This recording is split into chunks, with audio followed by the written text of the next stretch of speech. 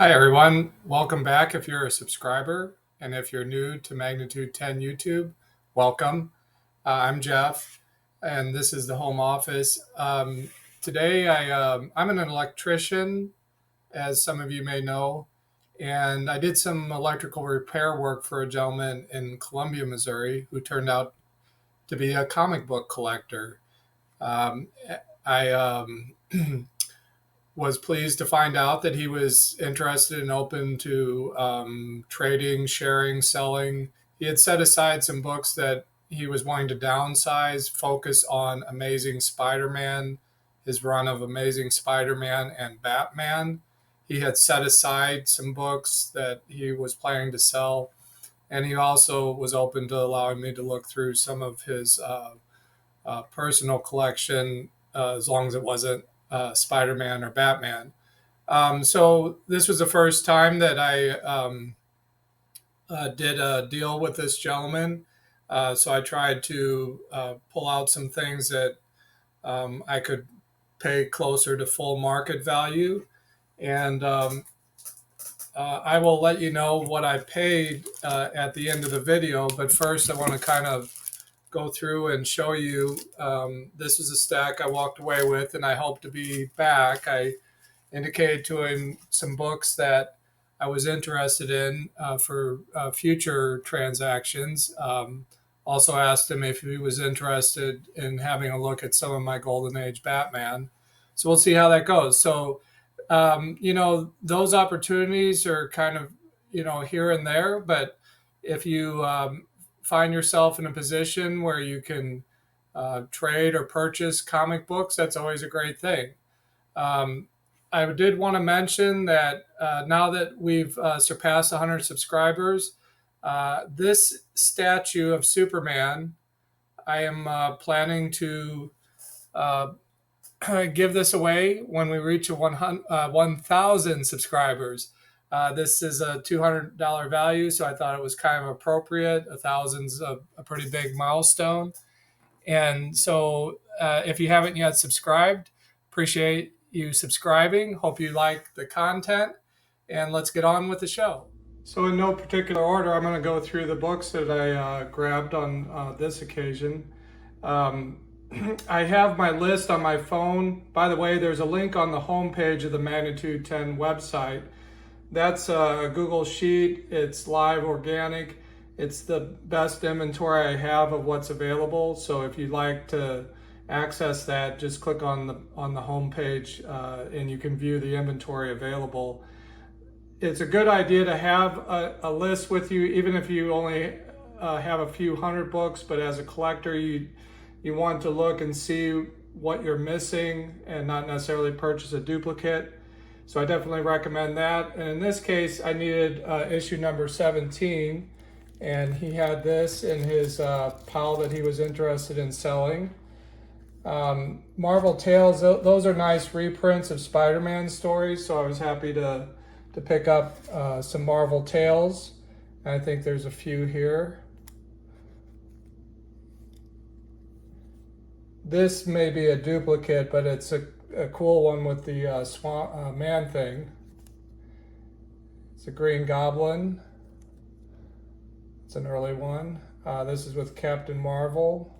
Now this is Marvel Team Up. So these were original stories that took place with Spider-Man and some other character from the Marvel universe. So we had Mr. Fantastic, Man-Wolf, Cloak and Dagger, issue 6. This was a short run, easy to collect. You can find these fairly inexpensive. I was missing issue 6. The Inhumans. So this is a Bronze Age comic, and everything he had was bagged and board and in nice condition. So it was nice to add issue number 3 to my run of the Inhumans. A nice early Superman. This would be from probably the 80s. It's a 60 center, number 365. Have a neat cover. Also Superman issue 354, and they used to tell you a lot on the covers what was in the comic book.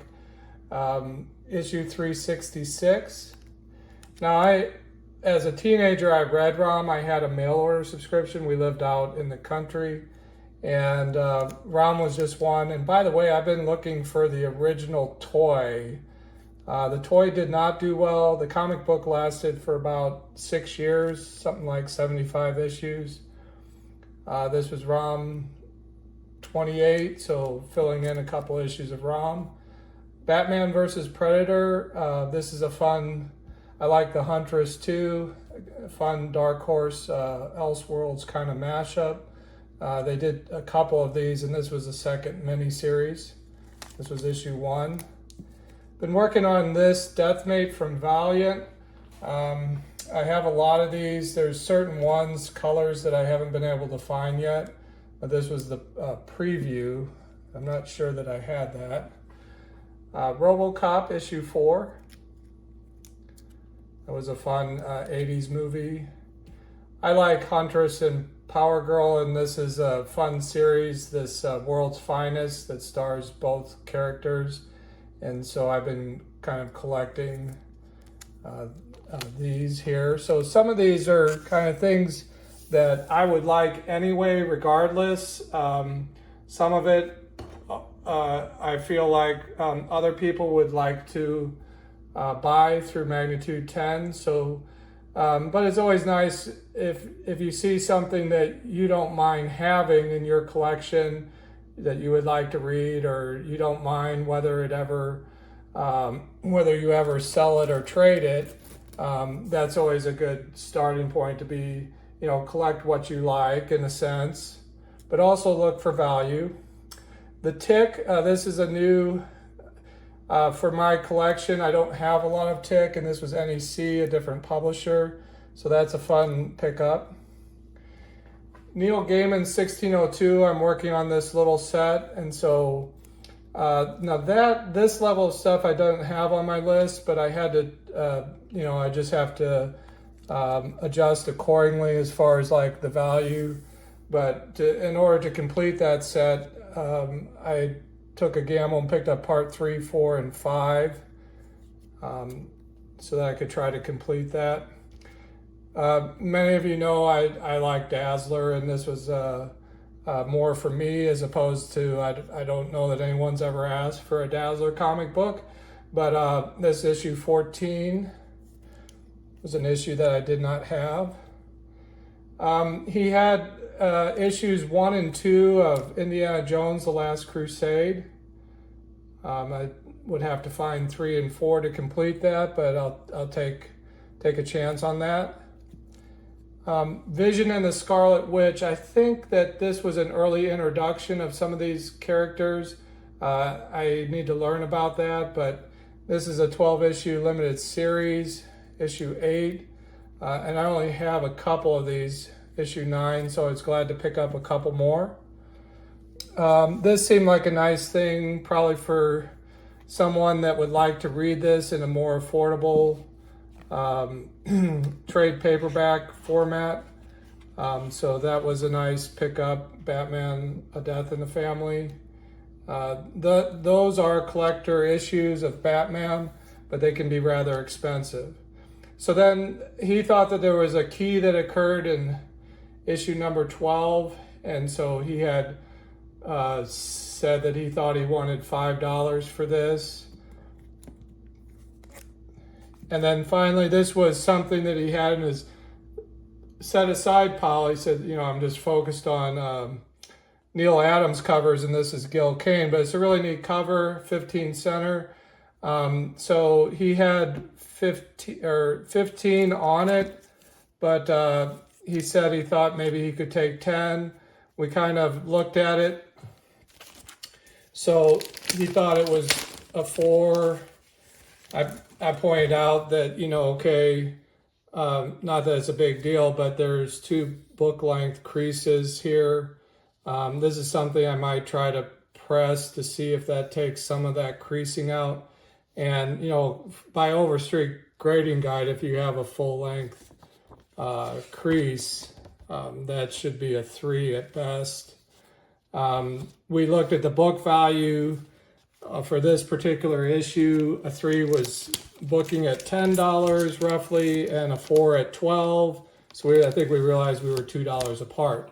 So that was, he kind of looked through, and now will be the time. You've seen everything.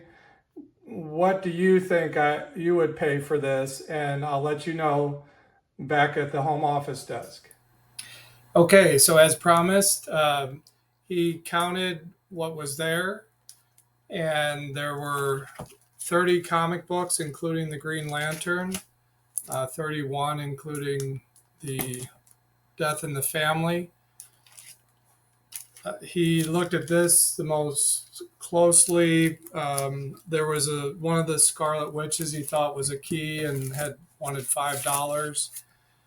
So did you decide what you thought you would pay? Uh, After he counted them, I asked him, knowing that I had $40 cash from the last trade that I did, I said, would you take $40? And also thinking that I would like to break the ice and hopefully be invited back for another round of trading or purchasing. And he said yes. I made sure. I made good eye contact, gave him a chance to change his mind, read, the smile on his face. I was happy. He was happy.